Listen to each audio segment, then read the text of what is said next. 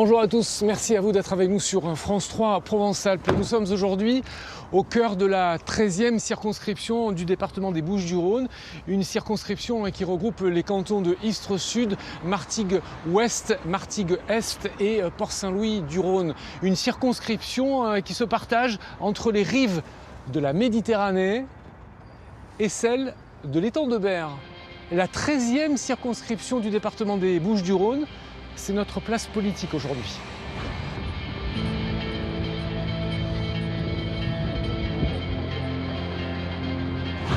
Le député de la 13e circonscription du département des Bouches-du-Rhône s'appelle Pierre Dharréville. Il est membre du Parti communiste français. C'est même le seul député communiste de la région Sud Provence-Alpes-Côte d'Azur. Bonjour, est-ce que vous connaissez ce monsieur? Non, pas du tout. Et vous? Non plus. Et pourtant c'est votre député. Ah, Ah bon, ben, franchement, vous auriez montré la photo du maire, on l'aurait reconnu. Bonjour. Bonjour. Est-ce que vous connaissez ce monsieur? Oui, bien sûr. C'est qui? Monsieur Pierre Dharréville, Voilà. Pierre Dharréville. Et c'est quoi sa fonction? député. Il me dit quelque chose, mais je n'arrive pas à le fixer. Là. ah oui, beaucoup. Beaucoup, monsieur Pierre Dharréville.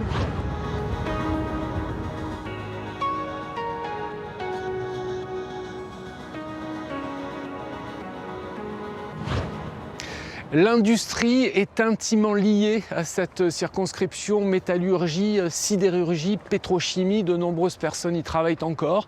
C'est aussi un secteur qui depuis pas mal d'années est fragilisé et de nombreux salariés se battent encore pour préserver leur emploi. Direction l'entreprise Ascométal.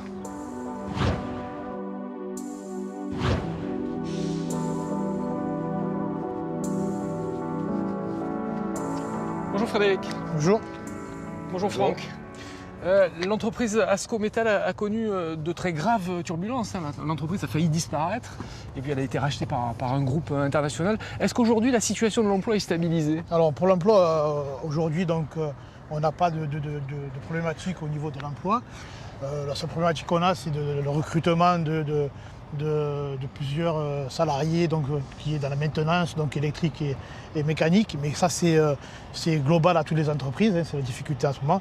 Mais pour le site d'Ascométal, aujourd'hui, il n'y a pas de risque pour les emplois. S'il y avait un dossier à faire remonter au pouvoir central, par l'intermédiaire donc du parlementaire, ce serait un seul. Pourquoi pas la nationalisation de la sidérurgie française pour continuer à garder ce fleuron de la sidérurgie en France. Merci à tous les deux, merci bien. Voilà.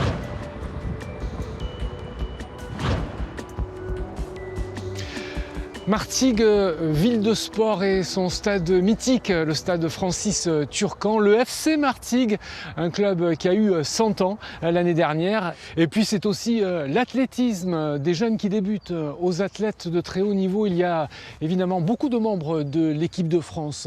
Ici à Martigues, il y a dans ce club 450 licenciés. Hop. Allez, devant. Devant.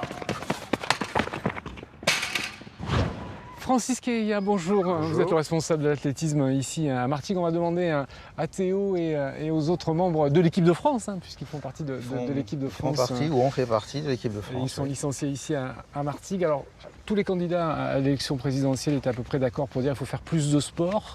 Alors, les présidentielles, c'est terminé. Aujourd'hui, on est dans les législatives. Qu'est-ce qu'il faut pour faire en sorte que le sport soit valorisé? Il faut plus d'argent, plus d'infrastructures, il faut participer au financement des licences, il faut plus de sport à l'école.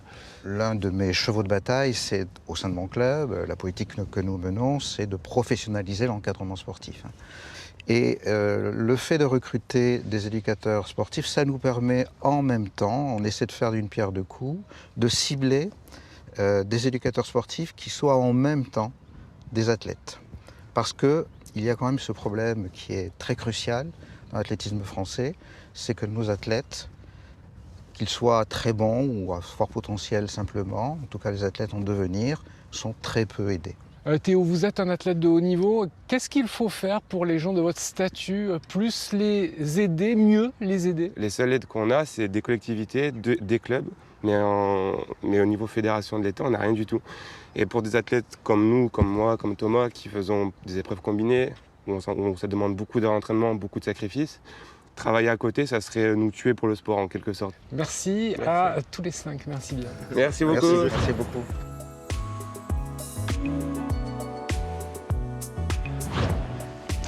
Nous avons parlé d'industrie, de sport. Ouvrons désormais le dossier culture. À Martigues, il y a le Théâtre des Salins. C'est une scène nationale qui est dirigée par Gilles Boucard. Bonjour. Bonjour. Quel sera le premier dossier que vous allez déposer sur le bureau du député qui sera élu dans quelques jours? Je pense que ce qui est important pour nous aujourd'hui, c'est de connaître effectivement les perspectives pour la culture. Dans le débat présidentiel, on n'a pas eu grand-chose qui a été dit sur la culture. Donc on est un peu dans le flou et on ne sait pas quelles vont être les décisions et les orientations du prochain président de la République, les Républiques, pour le quinquennat à venir. Donc évidemment, on va demander à notre député, qui est le principal interlocuteur pour poser les questions à la ministre ou au ministre qui sera là et avoir nos réponses et effectivement de savoir vers où on va. Merci beaucoup.